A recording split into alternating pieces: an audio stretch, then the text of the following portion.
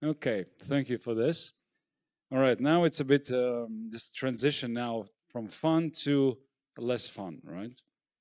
I mean, the agenda of the conference. Okay, or to more fun. I don't know, Andy. What do you think? Can you beat this with your presentation? All right, senior researcher at Latvian State Forest Research Institute, Silava, Andis Lazdiņš, at your disposal. Yes, hello everybody. Okay, this next. Yeah. So we had not only elaboration of emission factors, but we also tried some strategies how to reduce, mitigate emissions. In Latvia and Finland, we have these demo sites where we try different approaches for mitigation of emissions. And the general approach, how to estimate it, we have a grassland, then we have forest land, drained or non-drained, and then we have some intermediate stage, and we compared what is happening in grassland, what is happening in forest land, drained or non-drained, depending from dominant species.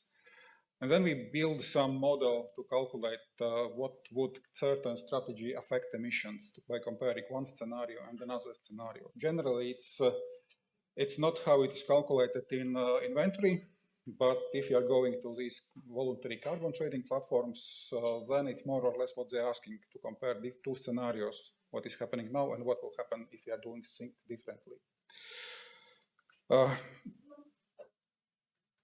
Yeah, that's very small letters and several strategies. Some of them were on farmlands without land use changes. One of the most promising and most common, let's say, in Latvian conditions, it's turning arable land into grasslands. Then we have attempt to regulate groundwater level. We try to change a bit rotation of traditional cereal crop rotation by introducing more legumes into the rotation to understand basically what is happening with biomass. Is it more or less? Then we have planted strips of trees along the drainage systems. Then we have land use change related measures. It's afforestation of grasslands. It could be also arable land, but anyway. Then afforestation and rewetting of grasslands. For this measure, we compared situation in grassland with situation in wet forest, which Aldis and Kaido already presented what is happening in these areas after they becoming wet or more or less wet. Establishing of tree plantations, fast-growing tree plantations with short rotation, and several measures in forest lands, which will follow later. Yes, there is this traffic cycle to understand, not to read everything, but to understand by title and by this light what is our opinion about certain measures. First is transformation of arable land into grassland. Very good measure because it costs nothing. Actually, it's actually cost because subsidies are changing for farmers. If he turns from agriculture with crop production to agriculture without crop production. If farmer is lucky, he have biologically valuable grassland in that place, so his his outcomes and incomes maybe are balanced after that. But yes, it's. The benefit of this measure is that it's quite safe. There is no risks actually to fail in implementation of the measure, because anyway something will grow in this area after it is taken away from management. But there is another color. It's red in this case. It is if we can hope to earn money from this measure, for instance, by selling these removals to WER or gold standard. In this case, it's red because we are taking, at least formally, from their requirements. If you are taking away land from food production, then it's not, let's say, not good for WER or gold standard. But things are different, and they are applying this rule very differently in different projects. For instance, wetland restoration projects doesn't have this requirement not to take away land from food production. Then another green, it's afforestation. This is, as all such measures, it's a bit more risks because we can fail with afforestation. Aldis already mentioned that in one of our demo sites, not all trees survived after flooding because of some animal activities in this field. It's beaver activities which have to be considered in risk management. So it's but this measure has very positive if you compare what is happening in grassland or cropland and in mature forest, for instance. This is also red in terms of voluntary carbon trading platforms, because first of all we are taking away area from food production, and another thing which is not supported by WER, at least it's soil scarification. If you want to grow trees on peatland, we have to prepare such mounds, or preferably bigger mounds, because of previously mentioned risk of flood. But anyway, we have to scarify soil, and they don't like it. Basically, there was a question if there is effect of ploughing or not effect. We have studies continuing in Orkbalt project sites where we are measuring what is happening on these mounds, and in a scarified area where we've taken away soil, and in control area. At the moment, we have third year of measurements. Up to now, we have, let's say, on mound, the emissions are slightly bigger. In this pit or hole, in this hole, emissions are slightly smaller. So basically, this is zero changes after soil scarification. So to my understanding, this requirement not to scarify soil, it's a bit too conservative, let's say, approach, not to say other word for that, but it's based on lack of knowledge instead of knowledge. Then one important thing for all forest-related activities, we have this chart in, it's on right side from you. It's red and blue bars or fields. The red field is if you are counting everything which is happening in place plus harvested wood products. If you're adding this blue bar, it means that we are counting what is happening in energy sector. If all wood from chairs, from tables, from wood processing residues are going to incineration instead of natural gas. So it's quite important to consider this additional effect of afforestation and forest management, because with this biofuel substitution effect, we can ensure that this positive effect is continuous and much bigger than if you are counting only biomass and carbon in biomass-derived products. Then we are going to a bit different color traffic light. It's yellow, it's afforestation and rewetting of grasslands. The order is quite important, because we can, if we are doing first rewetting and then afforestation, we have much higher risk of unsuccess of the project. Instead, if we are doing first afforestation and then rewetting, when the trees are able to regulate groundwater level by evapotranspiration activities. So this is one important thing. But yeah, the problem with this activity is that it's high. The risk of success is quite high, much higher than in traditional afforestation. To have we will have some removals definitely, but we are considering quite high removals on these sites, and it's, how to say, hard to predict that we are successful. And then again, here we have not exactly red color, but orange color for ability to trade this carbon in voluntary carbon trading platforms, because it depends from evaluator, I guess, if these activities will be supported or not, because also here we need definitely soil scarification, otherwise trees will not grow. And another problem is rewetting, like in this site, which we have also in Orkbalt project, that neighbors are not happy with this activity. If you are rewetting this small triangle, they're all surrounding forests on, it's right side from me, but left side from you. It's all suffering from exceeding amount of water. So forest owners push that we have to restore drainage system in this site, at least to restore drainage for outflow, one outflow from this area to another side of road. And yes, here we also can see previously we had, I guess, approximately during 200 years, 1,004 or 600 tons. If you are not considering risks, and here we have approximately 1,000 tons of CO2 removals after afforestation, if you are considering substitution effect of biofuel. So also good measure if you can manage risks.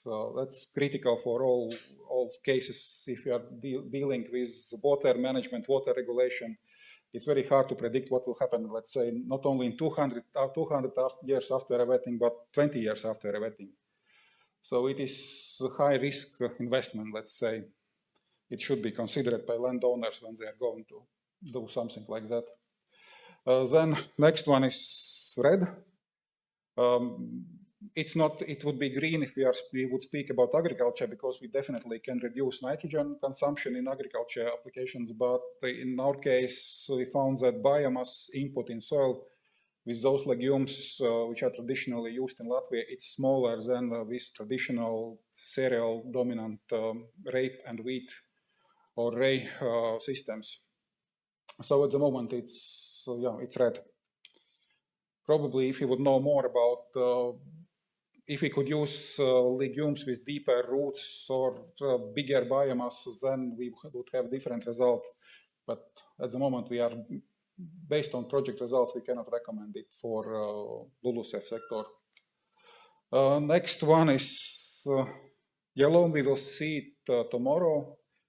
It is yellow because during the project site we don't have a reference place where we can see the long-term effect. We can see only short-term effect, and in short term we didn't find the positive balance in CO2 before and in greenhouse gases before and after application of this measure. But we still hope that in longer run, after, let's say, longer period of observations, we will find the difference, because definitely we will have higher groundwater level in summertime. So we can assume that biomass production will be bigger in this site, and this site will suffer less from drought risks. But up to now, we have to continue studies on this measure to say plus or minus, most probably plus for this green light, let's say. Then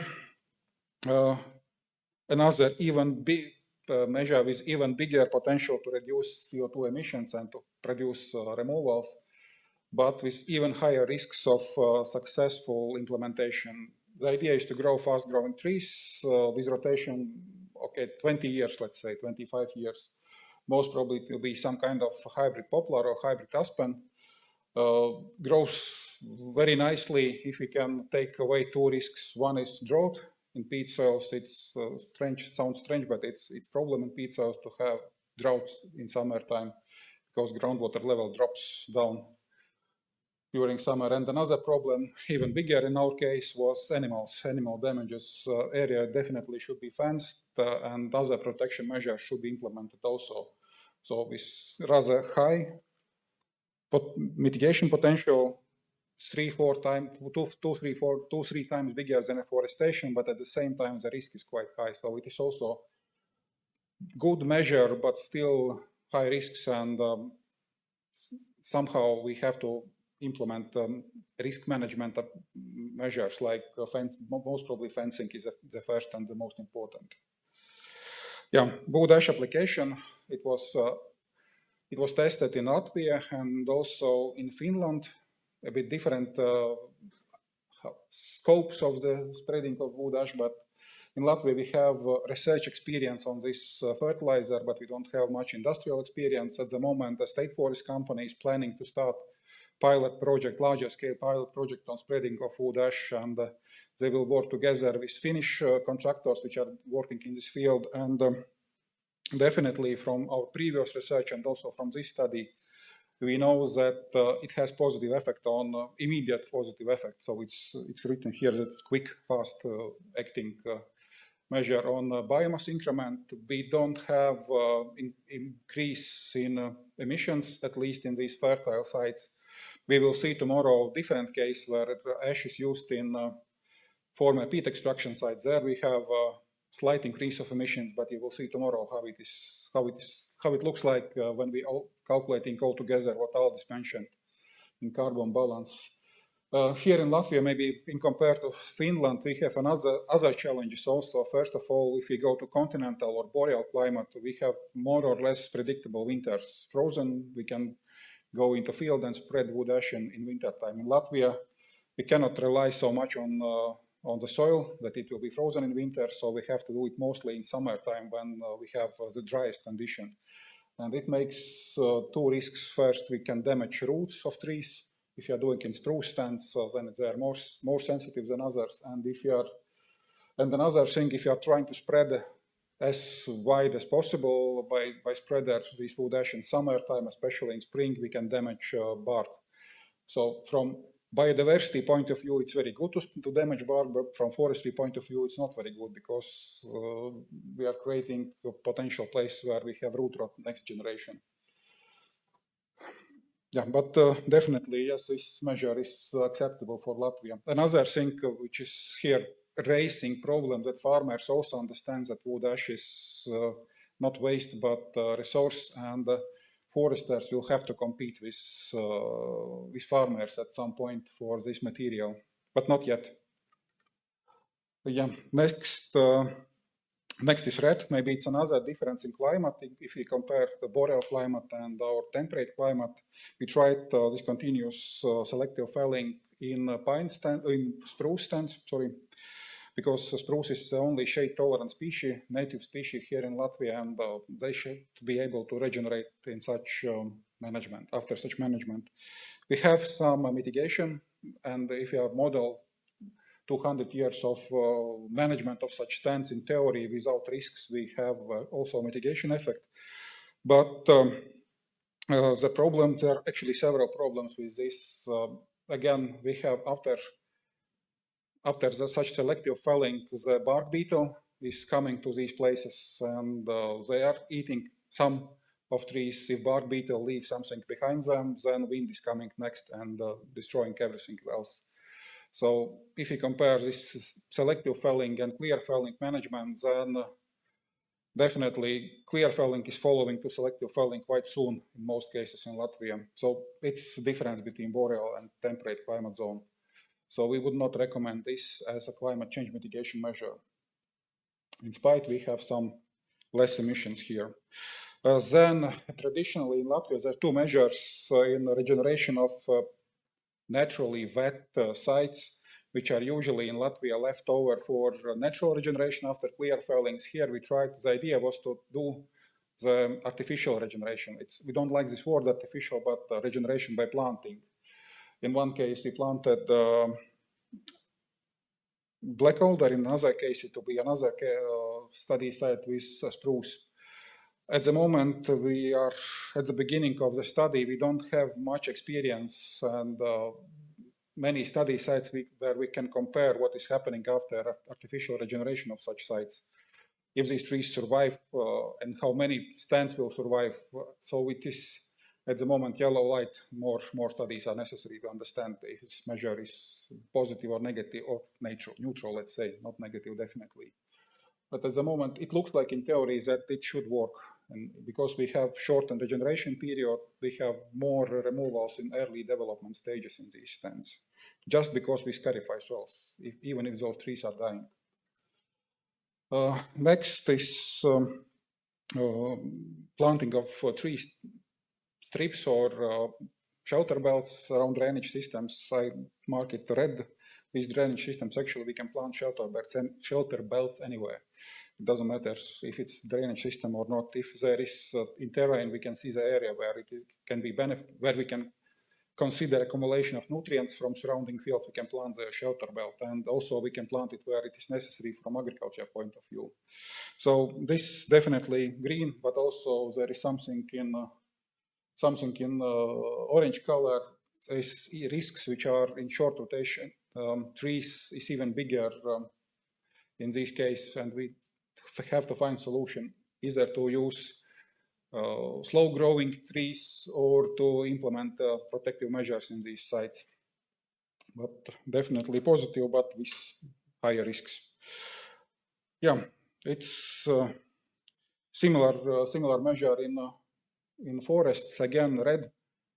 Several reasons. One is it's complicated because there is restrictions for management in these areas around natural water streams, and another because we don't have let's say areas where we can compare what is happening in reality after planting of trees in these buffer zones. In theory, they should grow better, but in practice, we don't have approval for that. The same study site for spruce, like for black alder. Again, it's yellow light because we don't have enough information. This has to be studied more carefully before we can recommend it for practical investments from government or from private funds. Again, different story for strip felling. This is not red but yellow. Definitely at the moment we don't have enough information, but most probably this is the alternative for our climate zone for not continuous forest cover, but at least for reduced management. At the moment it's yellow because we don't know how this management approach will affect growth of next generation, and we don't have a good model for optimizing size of openings. And in short, yes, most of things I already told. Not so much fun up to now, but most probably will be in questions. Conversions of croplands to grasslands, definitely it's the easiest way to do something and to reach some mitigation effects. We can revet these areas to implement some biodiversity targets. We can plant trees in these areas, small spots of trees, 0.1 hectare, for instance, which is permitted in our legislation, and still retaining the subsidies for farmlands. Afforestation, definitely, it gives the biggest different kind of afforestation, biggest CO2 removal effect, but still there is higher risks of not reaching these targets. Fast-growing trees, even higher risk of success, but even higher mitigation effect. And yes, this revetting related activities and artificial regeneration in naturally wet areas is something we have to study more. And yeah, that was it.